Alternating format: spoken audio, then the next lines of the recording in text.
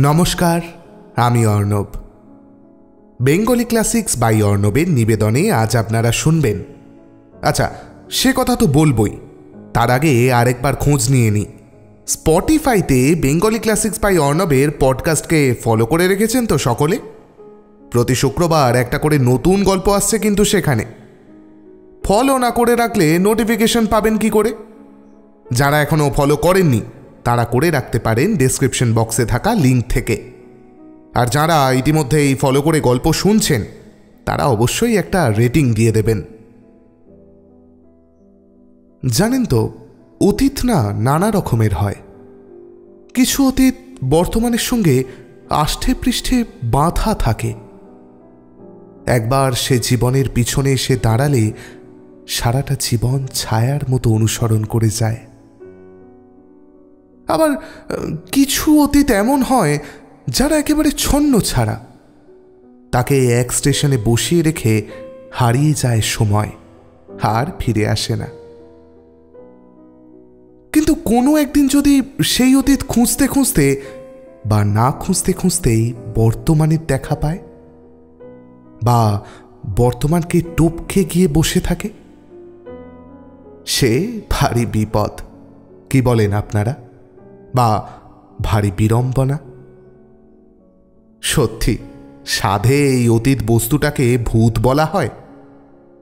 এমনই এক ভূতের গল্প লিখেছিলেন শ্রদ্ধেয় বিভূতিভূষণ বন্দ্যোপাধ্যায়। আজকের নিবেদনে থাক সেই গল্পই। শুরু হচ্ছে আজকের গল্প, বিভূতিভূষণ বন্দ্যোপাধ্যায়ের লেখা বিড়ম্বনা।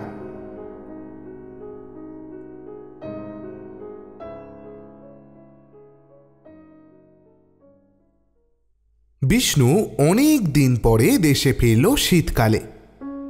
পৌষ মাসের প্রথম। স্টেশন থেকে নেমে গ্রামে যাওয়ার পথে কলাই মুগের ক্ষেতে শুটি পেকে উঠেছে। কোনো ক্ষেতে ফসল কাটা হয়ে খালি জমি পড়ে আছে। লোকের বাড়ির উঠান পর্যন্ত ছোট এরাঞ্চির ঝোপ।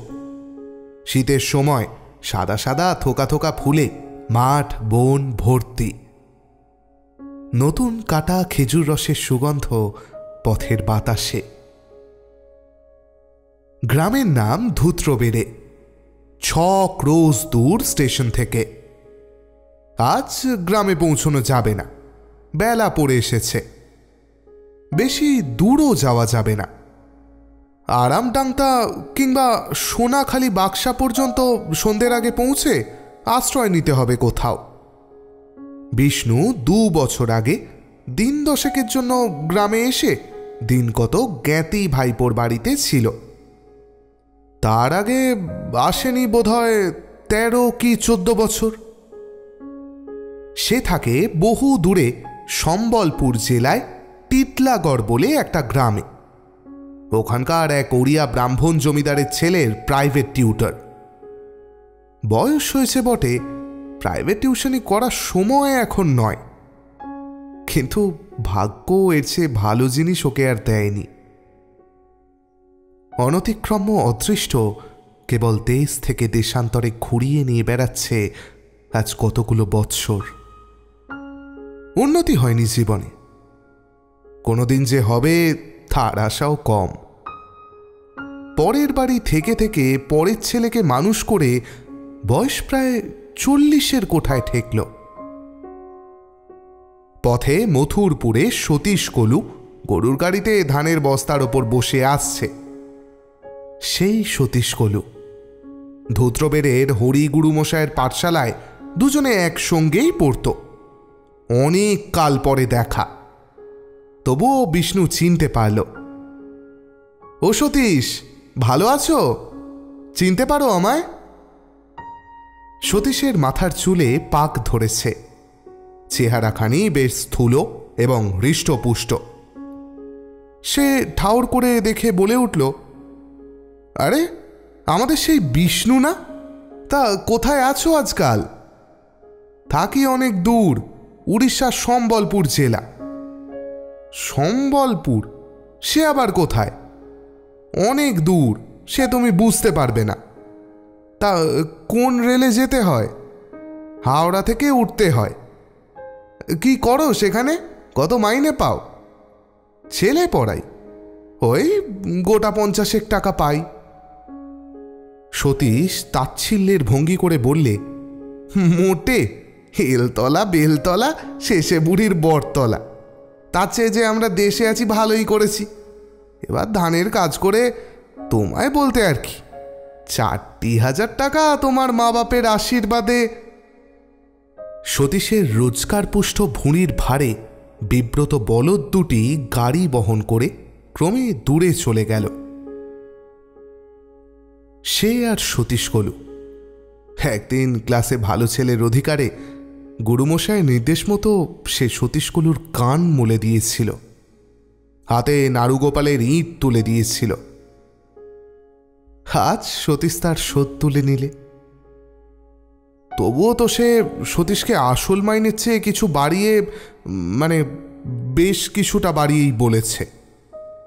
পরের বাড়িতে থাকা খাওয়া 30 টাকা মাইনে শুনলে সতীশ না জানে কি বলতো। অনেকদিন না এলেও সে চিনতে পেরেছে দূরের ওই বটগাছটা সোনাখালি বাক্সার কুঠি বাড়ির বটগাছ।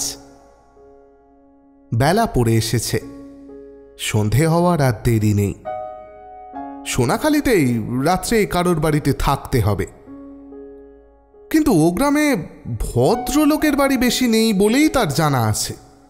যা হোক, একজন কারোর বাড়িতে থাকার জোগাড় তো করতেই হবে। গ্রামে ঢুকে প্রথমেই তার নজর পড়ল রাস্তার বাঁদিকে যেখানে আগে বাঁশবন ছিল, এখন সেখানে একটা ছোট্ট ঘর। বাইরে লেখা আছে ইউনিয়ন বোর্ড দাতব্য চিকিৎসালয়। নতুন ব্যাপারটা, এই গ্রামে ত্রিসীমানায় কোনোদিন কোনো ডাক্তারখানা আগে তো ছিল না। একজন লোককে জিজ্ঞেস করে জানলে একটু দূরে পুকুর পাড়ে যে খড়ের ঘর, সেটাই ডাক্তারবাবুর কোয়ার্টার। ডাক্তারবাবু ব্রাহ্মণ শুনে বিষ্ণু ভাবলে অন্য কোথাও আশ্রয় প্রার্থনা করাচ্ছে, ওখানে যাওয়াই ভালো। ডাক্তারবাবুর বাসা খুঁজে বের করতে দেরি হলো না। বাইরেই ডাক্তারবাবু বসেছিলেন, হাতকাটা ফতুয়া, 9 হাতি ধুতি পরনে। পাড়াগাঁয়ের ইউনিয়ন বোর্ডের ডাক্তার, পড়ছে কি ভালো বেশভূষাই বা হবে। বিষ্ণুকে বললেন, কোথা থেকে আসছেন? কলকাতা থেকে, একটু জায়গা দিতে হবে রাত্রে। আপনারা? ব্রাহ্মণ। আরে স্বচ্ছন্দে থাকুন, আমার এই বাইরের ঘর খালিই পড়ে থাকে। তা আপনি যাবেন কোথায়? যাব আর ক্রোশ 5-6 এদিকে। আপনি বোধহয় বিদেশি, সব গ্রামের নাম জানেন না। আগে না, আমি বিয়ে করেছি এই দেশেই, ধূত্রবেড়ে। বিষ্ণুর মুখে কৌতূহলের রেখা ফুটে উঠল। বললে, ধূত্রবেড়ে? তা আপনার শ্বশুরের নাম কি? ডাক্তারবাবু বললেন, কেন, চেনেন নাকি কাউকে? ধূত্রবেড়ের কালিদাস বাড়ুজ্জে আমার শ্বশুর। বিষ্ণু চমকে উঠল। হঠাৎ যেন চোখের সামনে কতগুলো কি মাকড়সা চালের মতো ভেসে উঠে আবার মিলিয়ে গেল। কান ঝাঁঝা করতে লাগল। পরক্ষণেই সে নিজেকে সামলে নিয়ে বলল, না না, চিনি না, আমি এমনি বলছি, আমিও নতুন এদেশে। ডাক্তার তারপর কি সব যেন বকে যেতে লাগল। বিষ্ণু কিছু কিছু বা শোনে, কিছু শোনে না। উত্তরগুলো বোধহয় কিছু কিছু অসংলগ্ন হতে লাগল। ভাগ্যিস ডাক্তার কিছুক্ষণ বকুনির পর বাড়ির ভিতরে চলে গেল অতিথির ব্যবস্থা করতে, তাই রক্ষে। নতুবা বিষ্ণু মুশকিলে পড়ে যেত। এ তাহলে নন্দীকে বিয়ে করেছে? কি অদ্ভুত ভাগ্যের বিপর্যয়!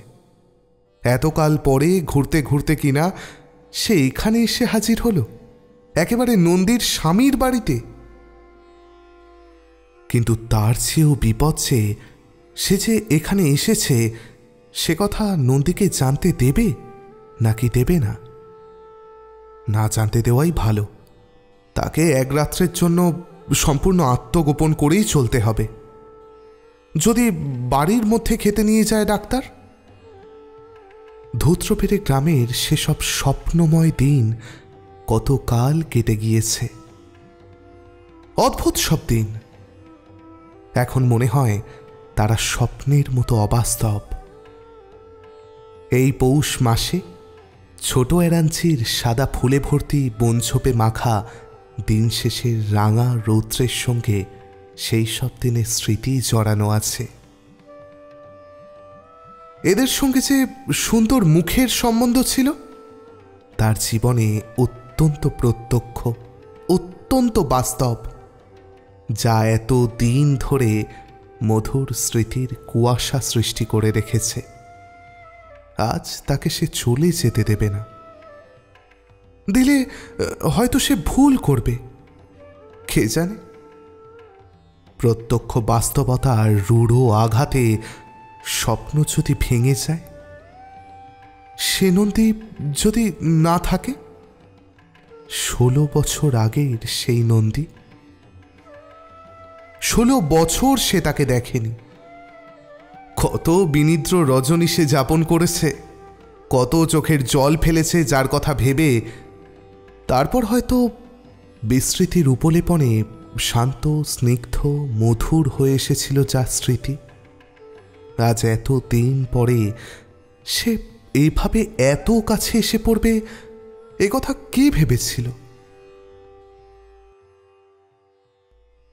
ডাক্তারবাবু এই সময় চা ও একটা বাটিতে 2টি চিঁড়ে ভাজা নিয়ে ঘরে ঢুকে বললেন, নিন একটু চা খান, আর এই সামান্য কিছু মুখে দিন। পাড়াগা জায়গা, বোঝেনি তো, কি বা আছে। নতুন পাটালি এনে দেবো একটু, ভালো পাটালি আছে। আমার স্ত্রী বললে যদি খান জিজ্ঞেস করে এসো। বিষ্ণু হেসে বললে, আমাকে কি শহুরে বাবু পেয়েছেন? এ সময় খেজুর গুড়ের পাটালি তো দেবভোগ্য জিনিস, নিশ্চয় খাবো। নন্দী বলেছে তাকে পাটালি দিতে। সে কি জানে এতদিন পরে কে এসে তার বাড়িতে অতিথি হয়েছে? বিষ্ণুর মনে পড়ে অনেকদিন আগের বিকোচন মুখ একটি রজনীগন্ধার ছড়ি। প্রভাতের সোনালি সূর্যলোক এসে পড়েছে শিশির সিক্ত আধফোটা কুড়ির ওপর।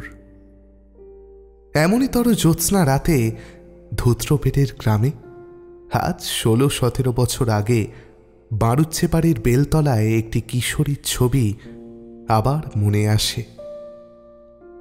তার স্বপ্নের মায়া কাজল পরা টাগর চোখের স্মৃতি হয়তো কিছুটা অস্পষ্ট হয়ে এসেছিল, কিন্তু আজ হঠাৎ এই সন্ধ্যায় সেগুলো এত স্পষ্ট হয়ে উঠল, একেবারে এখানে এসে পড়েছে বলেই। একবার তার প্রবল আকাঙ্ক্ষা জাগল। ডাক্তারকে সে বলে, আপনি কালিদাস বাণুজ্যের মেয়ে নন্দিনীকে বিয়ে করেছেন বুঝি? তখনই ডাক্তার অবাক হয়ে বলবে, আপনি আপনি চেনেন নাকি?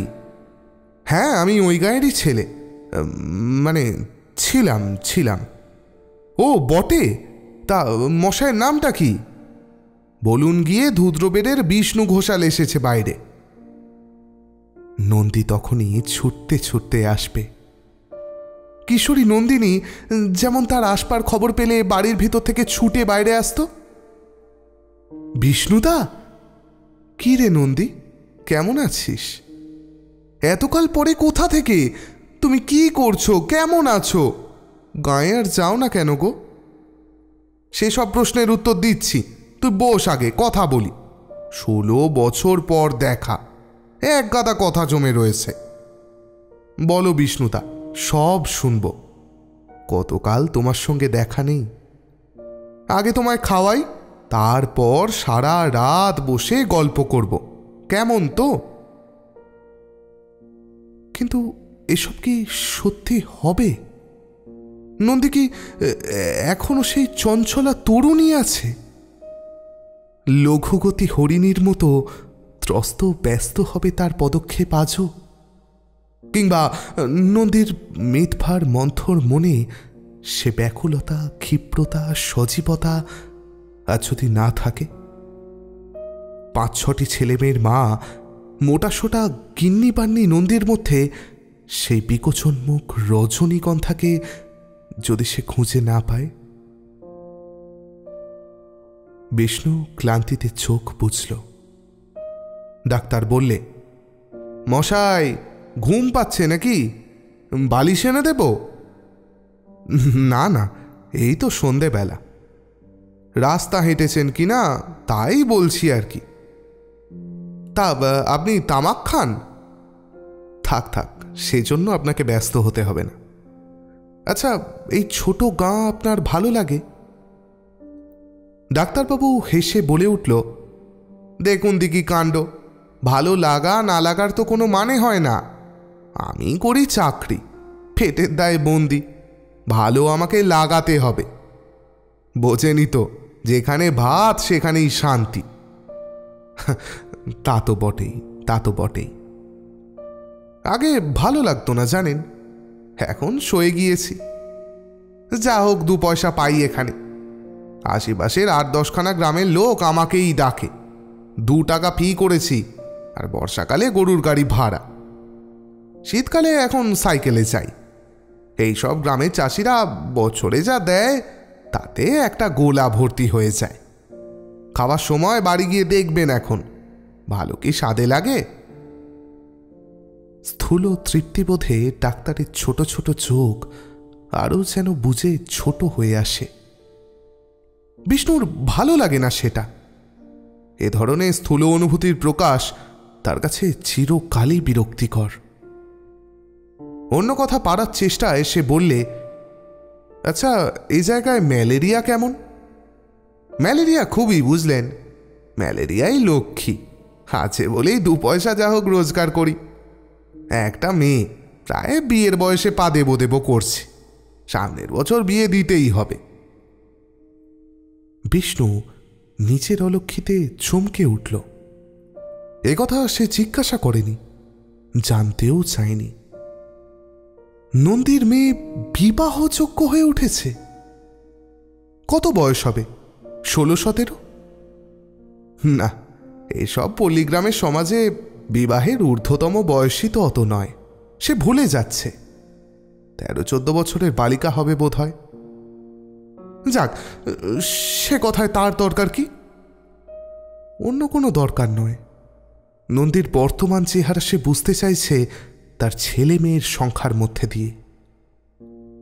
এমন সময় বাইরে থেকে কে ডাকল, ডাক্তারবাবু আছেন? ডাক্তার উঠে বাইরে গেল। একটু পরে ফিরে এসে বললে, আমাকে যে একবার চাঁপা বেড়ে যেতে হচ্ছে জরুরি কলে, তাই তো শক্ত কেস। গরুর গাড়িতে যাব আর আসবো, 3-4 ক্রস দূর হবে। আমার তো থাকবার জন্যেই ফিরতে ফিরতে শেষ রাত। আপনি রইলেন, আমি বাড়িতে বলে যাচ্ছি, কোনো অসুবিধে হবে না। না না, অসুবিধা কি?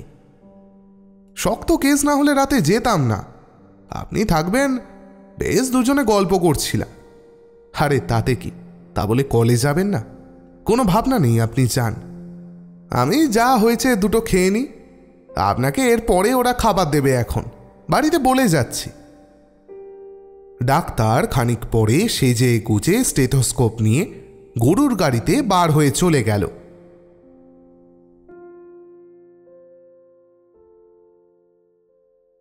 বিষ্ণুর মনের অবস্থা অন্যরকম হয়ে গেল ডাক্তার চলে যাওয়ার সঙ্গে সঙ্গেই।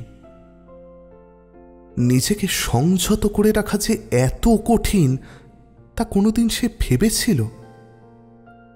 এই বাড়িতে নন্দী থাকে, একবার খবর পেলেই সে ছুটে আসবে। 16 বছর পরে আবার তার সঙ্গে দেখা হবে।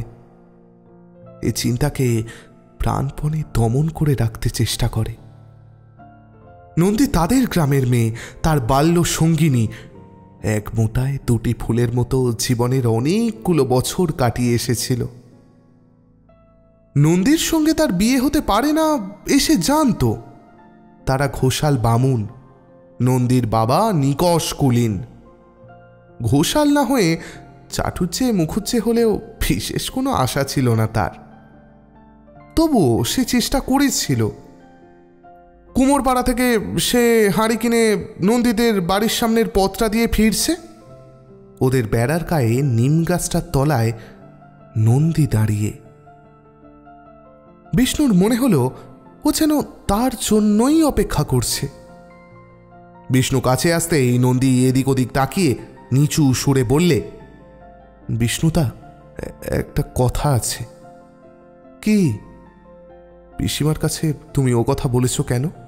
বাবাকে তুমি জানো না? বিষ্ণু চুপ করে রইল। মাঝে পড়ে কি হবে জানো? আমি বকুনি খেয়ে মরব। বিষ্ণু এ কথায় মনে আঘাত পেলে।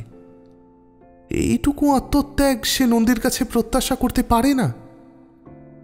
নন্দীর একথা সম্পূর্ণ অপ্রত্যাশিতও বটে। সে শুধু বললে, ও। নন্দী ঝাঁচের সঙ্গে বললে, ও না, শুধু ও বললে কি হবে? এ নিয়ে বাড়িতে অনেক কাণ্ড হয়ে গিয়েছে, তুমি জানো না।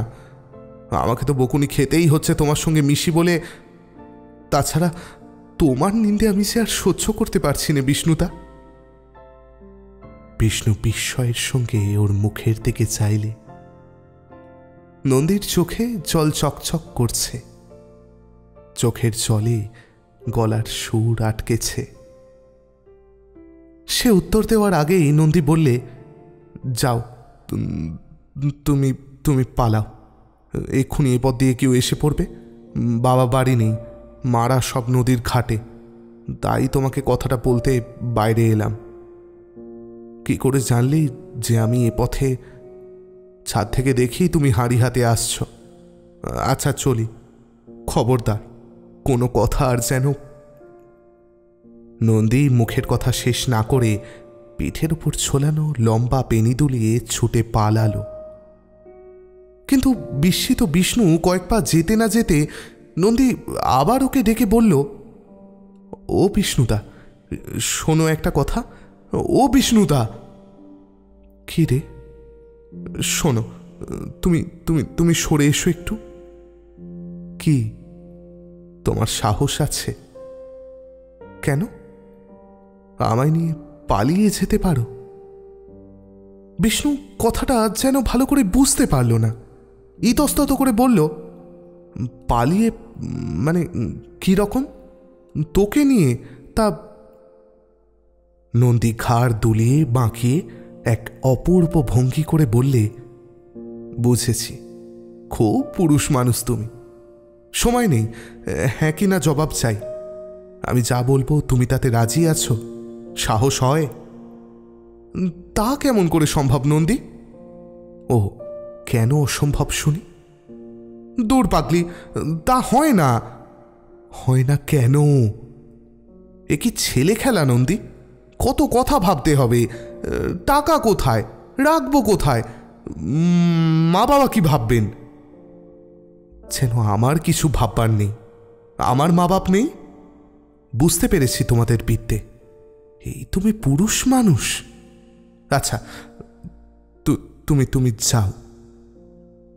স্তম্ভিত ও হতবুদ্ধি বিষ্ণুকে আর কিছু বলবার অবকাশ না দিয়েই নন্দী এক ছুটে ওদের বাড়ির খিড়কির তোড়ের মধ্যে গিয়ে ঢুকে পড়ল।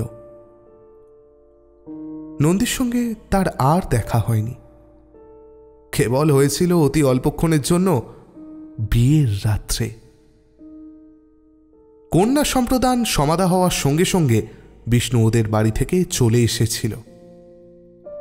নিমন্ত্রণ খেতেও বসেনি গ্রামের নিমন্ত্রিত ব্রাহ্মণদের সঙ্গে। বিয়ের পরদিন সকালে নন্দীর ছোট বোন মালতী ওকে পথে দেখে বললে, কাল কোথায় পালালে বিষ্ণুদা? দিদি দুবার তোমাকে ডাকতে পাঠালে। বাসর ঘরে আমায় চুপি চুপি বললে বিষ্ণুদাকে ডেকে নিয়ে আয়। আমি তোমায় কোথাও দেখতে পেলাম না। বামুন খেতে বসবার সময় দিদি আবার বললে, এইবার নিশ্চয় বিষ্ণুদা খেতে বসেছে, বলে আয়। আমি আবার ছুটে এলাম তোমায় ডাকতে, কোথাও তো দেখলাম না। তুমি কাল খাওনি আমাদের বাড়ি? খাইনি কেন? খেয়েছি তো। তোর কাছে আমি এখন আর কৈফিয়ত দিতে পারি নে, তুই যা। মালতী ঘাড় তুলিয়ে বললে, আহা, কথা ছিঁড়ি দেখো না, আমি তো ভালোর জন্যই বলতে গেলুম। যা, ভালোর জন্য বলতে হবে না, খুব হয়েছে। বর দেখেছ? একবার এক চমক দেখেছিলাম। ময়দা মাখছিলুম গোয়ালের চালায়, আমি আর নটবর। বর দেখি কখন। তোর দিদি চলে গিয়েছে? এই এখন গেল। যাওয়ার সময় দিদি বললে দেখে আয় বিষ্ণুদা বাইরে আছে কিনা। আমি মরি ছুটোছুটি করে, একবার ঘর একবার বার। দিদি চোখে জল ফেলছিল তুমি যাওনি বলে, জানো। হয়েছে, যা তুই।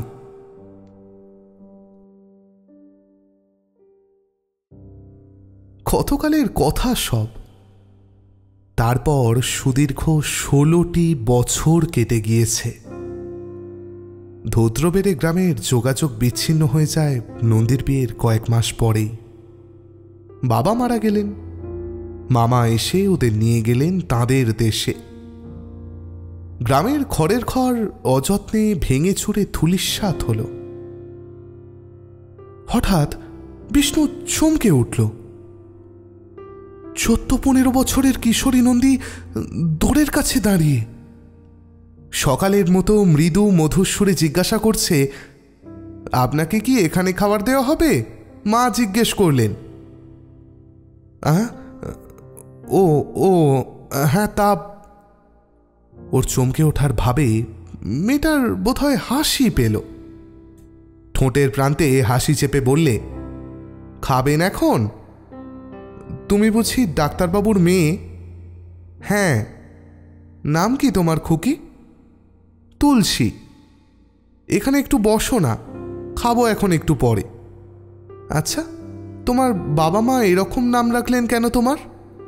তুলসী হবে তোমার ঠাকুমা দিদিমার নাম। তোমার নাম তুলসী হলে কি মানায়? তোমার নাম হবে রেবা, রেখা, শিপ্রা, অনিতা, নিদেন পক্ষে সুকুমারী, সুলোচনা, নলিনী, এইসব। তা না তুলসী। ছ। বিষ্ণুর কথার ভঙ্গিতে মেয়েটা হেসে ফেললে। চোখ নিচু করে শান্ত সুরে বললে, ঠাকুরমা রেখেছিলেন। আমি যখন হই তখন ঠাকুরমা বেঁচে ছিলেন কি না? তোমাদের দেশ কোথায়? নদে জেলা, মদনপুরের কাছে। দেশে বড় যাওয়া হয় না। বাবার যেখানে চাকরি সেখানেই থাকতে হয়। তুমি বড়? আর কটি ভাই বোন? আমার ছোট আর 2 বোন, আর ছোট একটি ভাই, এই 2 বছরের। বেশ বেশ। খানিকক্ষণ কথাবার্তার পর মেয়েটি বলল, এইবার খাবেন? বিষ্ণু বললে, মন্দ নয়, জায়গা এই বাইরের ঘরেই করো। কেন, ভেতরের রোয়াকে করি? রোয়াকের ওপর চালা আছে। না না, তুমি বাইরের ঘরে এইখানেই জায়গা করো খুকি, বাড়ির মধ্যে দরকার নেই। মেয়েটি চলে গেল, কিন্তু অনেকক্ষণ পরে এসে বলল, মা বললেন এখানে খাওয়ার অসুবিধা হবে, রান্নাঘরের রোয়াকে জায়গা দিতে বললেন। বিষ্ণু ব্যস্ত হয়ে বলল, না না, তুমি খুকি বাইরেই জায়গা করে দাও, কোনো অসুবিধা হবে না। বাড়ির মধ্যে আমার বাঁধো বাঁধো ঠেকবে, এইখানেই দাও। খুকি বাড়ির মধ্যে চলে গেল। আবার বিষ্ণুর সমস্ত দেহ মন চঞ্চল উত্তেজিত হয়ে উঠেছে। এই মেয়েটির মধ্যে 15 বছরের কিশোরী নন্দীকে কত কাল পর আবার প্রত্যক্ষ করল সে। সেই চোখ মুখের ভঙ্গি, সেই হাসি, স্বপ্নের মতো মনে হয় সব। বাইরের ঘরেই খাবার জায়গা দেওয়া হলো। তুলসী পরিবেশন করলে। দূরের বাইরে ফিসফিস শব্দ শুনে বিষ্ণুর মনে হলো এর মা রান্নাঘর থেকে খাবার বয়ে নিয়ে এসে ওকে সাহায্য করছে। বিষ্ণু আগে থেকেই সতর্ক হয়ে দূরের থেকে পিছন ফিরে বসেছে। নন্দী যেন কিছুতেই জানতে না পারে আজ সে তার বাড়ির অতিথি। খাওয়া শেষ হয়ে গেল। রাত বেশি হয়নি। পাড়াগাঁয়ে শীতের রাত্রে সকাল সকাল লোকে আহারাদি চুকিয়ে ফেলে। বিষ্ণু একটা ব্যাপার বেশ বুঝতে পারল, আজ সে এখানে থাকলে নন্দীকে না ডেকে তার সঙ্গে দেখা না করে থাকতে পারবে না।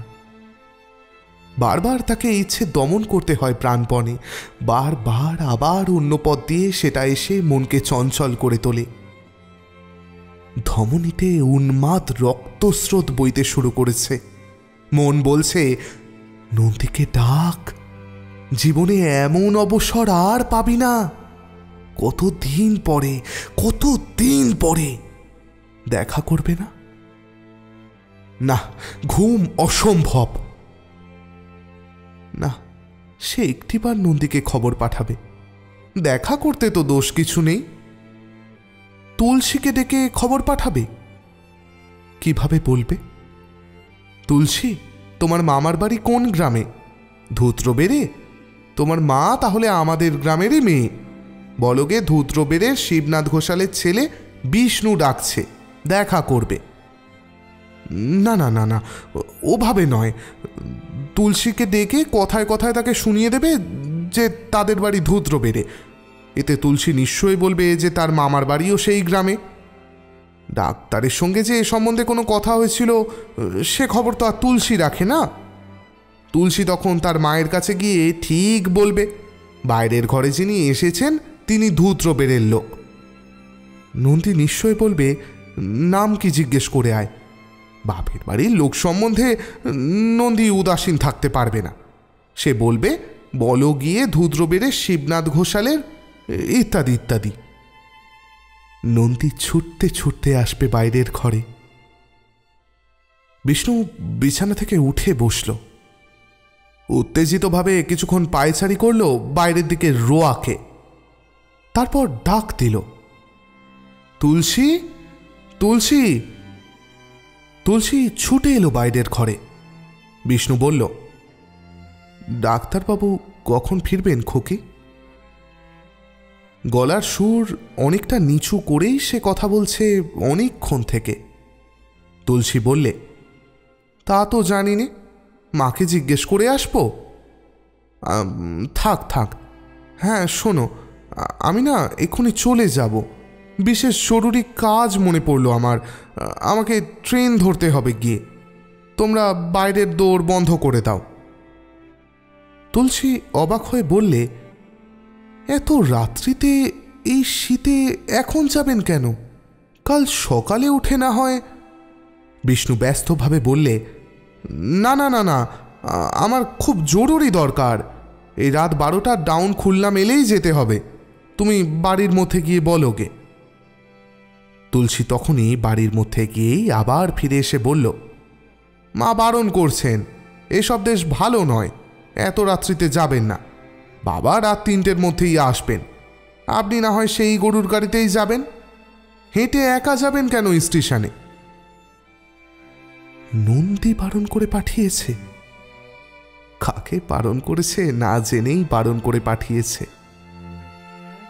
বিষ্ণু হঠাৎ যেন রূঢ় হয়ে উঠল। ঈষৎ রুক্ষ কর্কশ সুরে বলল, না না, আমার কাজের ক্ষতি হবে, থাকবার জো নেই। বাইরের দরজা বন্ধ করে দাও। বিষ্ণু সরলা গ্রাম্য বালিকাকে অবাক করে দিয়ে একরকম ছুটেই বাড়ির বাইরে বার হয়ে গেল। তারপর নিঃসঙ্গ তারা ভরা রাত্রি, মাঠের পর মাঠ, পৌষের কনকনে শীত, প্রস্ফুট সর্ষে ফুলের সুগন্ধ, বহুদিনের স্বপ্ন ভরা প্রথম যৌবনের নেশা এখন ওর শিরায় শিরায়।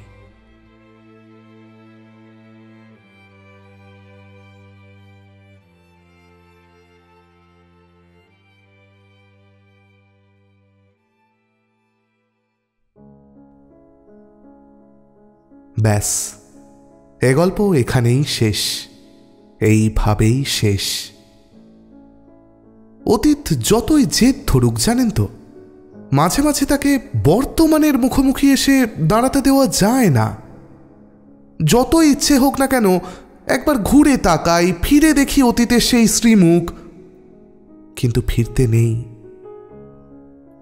হে সুন্দর, ভালো থেকো তুমি, দূরে থেকো। আমার জীবন বয়ে চলুক চিরকালের স্রোতে।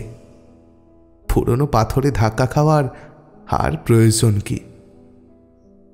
আচ্ছা, আমাদের নায়ক তো বিদায় নিয়ে চলে গেলেন, এবার আমাকেও বিদায় দিন দেখি।